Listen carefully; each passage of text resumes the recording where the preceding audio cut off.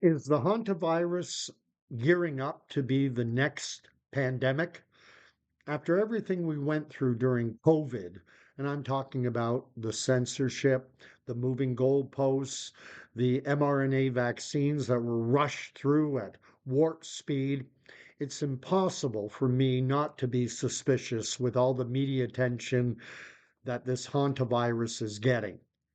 But I have to remember that back in the summer of 2022, I jumped the shark when there was reporting about a disease that was referred to as monkeypox and later branded as mpox. It was all over the headlines. And in July of 2022, the World Health Organization declared monkeypox a quote, public health emergency of international concern. And that is the exact same designation that was given to COVID back at the end of January in 2020. And I remember thinking back in the summer of 2022, I was saying, here we go again, but it quietly faded into the background. So here we are, 2026. We've got all this reporting on hantavirus. And based on what we're being told, this Andes strain of the virus is supposedly even less contagious than monkeypox was. And yet, in just the past 6 weeks, we're hearing about roughly 150 potential infections linked to that one adventure cruise ship that sailed out of Argentina, with 3 deaths being reported so far. And now we get into epidemiology and contact tracing. And I have to be honest, I regard the science of epidemiology to be something of a joke.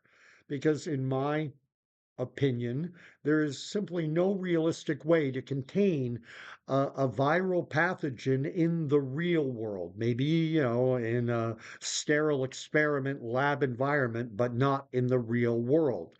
This cruise ship had passengers boarding and disembarking before anyone even realized that there was this hantavirus outbreak. Some who left the ship early later got sick and then tested positive. So imagine a passenger, call him Bob. He gets off the ship a week before the outbreak is declared. So he goes to the airport, claims his baggage, goes home, he's visiting family, he's stopping at stores, and then he gets sick. So health officials enter into the equation, and now they want to track down every single person that Bob had close contact with over the last week or two.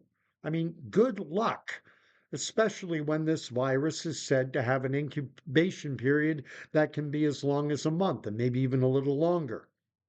In the real world, I consider this kind of contact tracing to be a fantasy. The only way you could get around it, of course, would be if everyone was walking around with something like a digital ID tracking your every move. I'm going to leave that Orwellian nightmare for another day. I mean, if they were ever to introduce a mandatory digital ID, my answer will be short, profane, and non negotiable. The G rated version, I will tell them to go pound sand. So we're told that this is a well-known strain of hantavirus, this Andes strain, that it's endemic in parts of Argentina, and we're assured that it's completely natural. But after COVID, how much trust do people really have in the health authorities? I mean, we all remember the wet market story about a stressed out bat and how it gave us SARS-CoV-2. And anyone who suggested back then a lab origin, you were a conspiracy theorist, you were a crackpot, a nut job, you were gaslit. But years later, many of the same people, many of these same experts who are calling it a conspiracy theory, they now quietly admit that the lab leak was the most likely explanation for the introduction of SARS-CoV-2 into the human population. And here's another interesting thing. Many people are aware of this. Moderna began developing an mRNA vaccine for hantavirus back in July of 2024, less than 2 years ago. And almost 2 full years before this current outbreak, obviously. and Argentina. So this is something a lot of people don't know. Argentina just happens to have opened its first BSL. That's a biosafety level 4 laboratory where they work on things like, surprise, surprise, hantaviruses. And Bio BSL-4, that's the highest biosafety level. It's at the Carlos Malbran Institute, and it's the only one in all of Latin America. So is that a coincidence? I guess it could be.